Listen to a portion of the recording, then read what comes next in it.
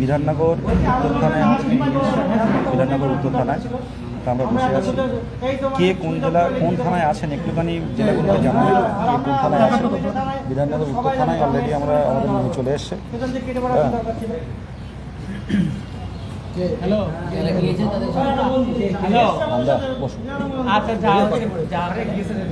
আমরা বিধাননগর উত্তর থানায় এসেছি। আপনারা কে কোন থানায় আছেন একটু জানাবেন। পুলিশ যথেষ্ট সহানুভূতির সাথে দেখেছে, আমাদের শত্রু কেউই নয়, পুলিশও নয়, শাসক দলও নয়, কিন্তু আমাদেরকে ফেলে রাখাটা এটা একটা বড় অপরাধ করছে। এটা অপরাধ করছে, সরকার অপরাধ করছে এটা ফেলে দেওয়া।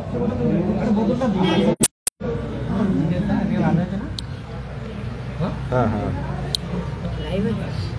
এইসব আছে, দেখো থানায় বিধাননগর উত্তর থানায় আছে। গরম কিছু বলো।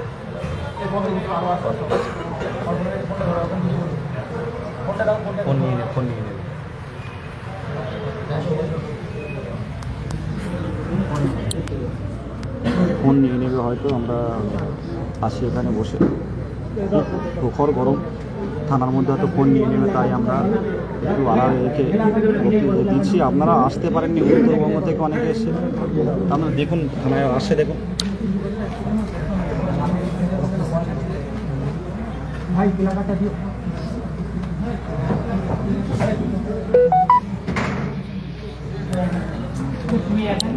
প্রত্যেকের উদ্দেশ্যে অনুরোধ যে দেখুন নোটিশ আসবে, কিন্তু আপনারা কিন্তু মুখ্যমন্ত্রীর দৃষ্টি আকর্ষণ করাতে পারছেন না। আজকে দেখতে পাচ্ছেন এত কম সংখ্যক কেন আসলো, আপনারা দিকে দিকে ইন্টারভিউ প্র্যাকটিস করছেন, ঘুরতে যাচ্ছেন, ঈদের আনন্দে আপনারা আনন্দ করছেন, ঈদে ঘোরাফেরা করছেন, আর আমরা দেখুন এই প্রখর গরমে এই আমরা থানার মধ্যে আসলাম। প্রখর গরমে এলাম, দেখতে পাচ্ছেন অবস্থাগুলো। সকাল থেকে কিছু না খেয়ে শুধু আমাদের এই ইয়েটা এসে আমাদের তন্ময় একটা বিস্কুট আনলো ওর দোকান থেকে, ওর দোকান আছে, হ্যাঁ, সেই বিস্কুট খেয়ে কিন্তু আমরা আছি।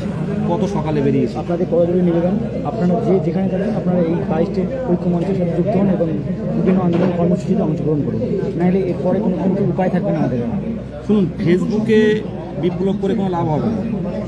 ফেসবুকে যারা কমেন্ট করে আমি অনেকে দেখতে পাচ্ছি, যারা কিন্তু রাজপথে আসে না। এইভাবে হয়তো শিক্ষক হতে পারবেন, কিন্তু প্রকৃত শিক্ষক আপনারা হতে পারবেন না। হয়তো স্যালারি ঢুকবে, কিন্তু শান্তি পাবেন না। রাজপথে আসুন, আমি বারবার বলছি যে এখানে আমাদের বঞ্চনার বিরুদ্ধে লড়াই, অধিকার ছিনিয়ে নেওয়া লড়াই। এখানে কোনো শত্রু মিত্র নয়, কোনো রাজনৈতিক কোনো ইস্যু নয়। এটা আমরা ছাত্ররা আসছি, রাজনৈতিক কোনো ইস্যু নয়, রাজনৈতিক কোনো লিডার নয়। সেক্ষেত্রে ভয়েরও কোনো জায়গা নেই। আজকে পুলিশ আমাদের এই করলো ভালোভাবে, বাবা বাসা বলে আমাদেরকে গাড়িতে তুলে নিল, কোনো টানাটানি না, কোনো কিছু না, নাকি বলে পুলিশ কিছু করেছে না? পুলিশ আমাদের সাথে যথেষ্ট সহযোগিতা করেছে, ভালো ব্যবহার করেছে।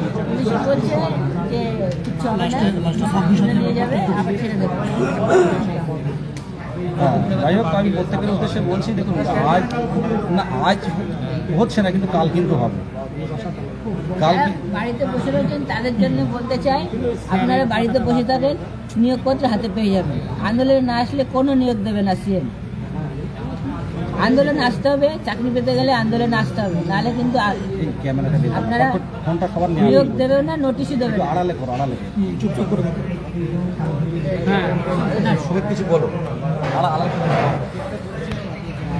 কি আর বলবো, নতুন করে বলার কিছু নেই, কারণ আমাদের দাবি আজ থেকে 2 বছর আগেও যা ছিল আজও একই আছে, অপরিবর্তিত একদম। আমরা যোগ্য চাকরি প্রার্থী। 2022 সালে আমরা প্রাথমিক টেট পাস করেছি। কোনোরকম উৎকোচ, কোনোরকম ঘুষ, কোনোরকম টাকা, কোনোরকম মাটি আমরা কাউকে দিইনি। আমাদের নিজের যোগ্যতায়, সম্পূর্ণভাবে নিজের যোগ্যতায় আমরা পাস করেছি।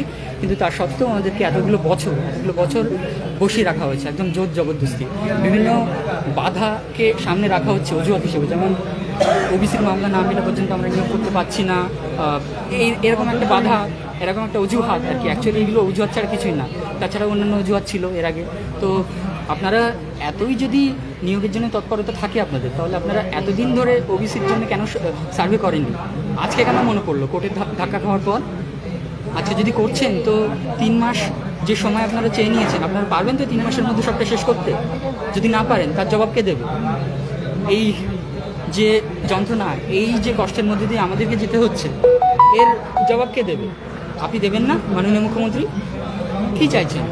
যে বাংলার এই যুব সমাজ দিনের পর দিন, বছরের পর বছর এভাবে পথে পড়ে থাক, পুলিশের মার খাক, রাস্তায় ধুলো মাখুক, এভাবেই চলুক? এভাবেই চলবে আপনার শাসন? এভাবেই চলবে? দীর্ঘদিন এভাবে চলতে পারে? পারে না। মনে রাখবেন, সব কিছুর একটা শেষ থাকে। যারা যোগ্য ন্যায্য চাকরি প্রার্থী, তাদের শিক্ষার অবমূল্যায়ন করবেন না, তাদের শিক্ষিত হওয়ার মূল্যটাকে আপনি বুঝুন। নিয়োগের যে প্রক্রিয়া, তার মধ্যে আনুন।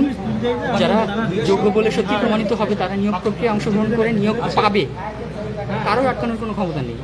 কিন্তু আপনি এইভাবে যে মিথ্যে অজুহাত দিয়ে বারবার করে চালাচ্ছেন, এগুলো তো ঠিক না।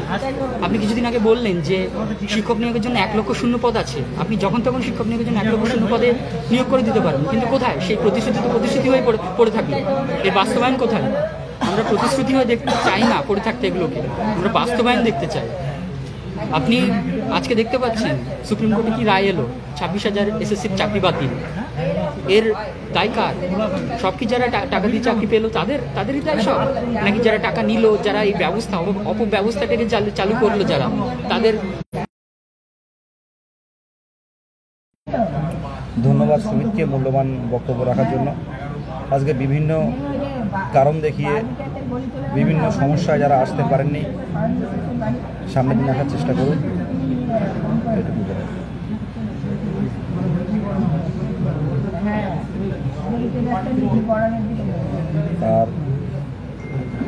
আর ইন্দ্রজিৎ প্রত্যেকে কমেন্ট শেয়ার করুন। যত শেয়ার কমেন্ট করবেন, আজকে সোশ্যাল মিডিয়াতে কিন্তু সবাই কম বেশি আছেন, শেয়ার কমেন্ট করলে ট্যাগ করুন, মাননীয় মুখ্যমন্ত্রীকে ট্যাগ করুন। আপনারা 71 জন লাইভ দেখছেন, 71 জন ট্যাগ করুন না মুখ্যমন্ত্রীকে, @ দিয়ে মুখ্যমন্ত্রীর নাম লিখুন, মাননীয় মুখ্যমন্ত্রীর নাম লিখুন।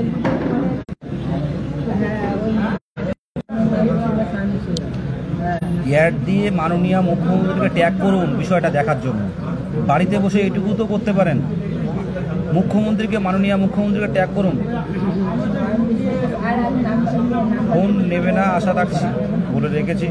যাই হোক, দিয়ে আপনারা মুখ্যমন্ত্রীকে ট্যাগ করুন, @ দিয়ে মাননীয় মুখ্যমন্ত্রীর নাম লিখুন, যে আমাদের বিষয়টা ভাবুন, সকলকে নিয়োগ দিন, তাহলে ওবিসি সমস্যাটা কোনো সমস্যায় মনে হবে না।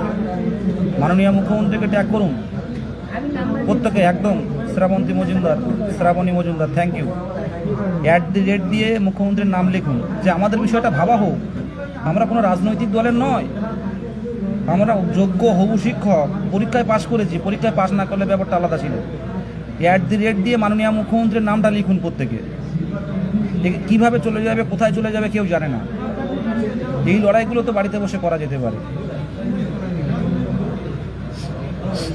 অর্ঘ্য দাস, থ্যাংক ইউ।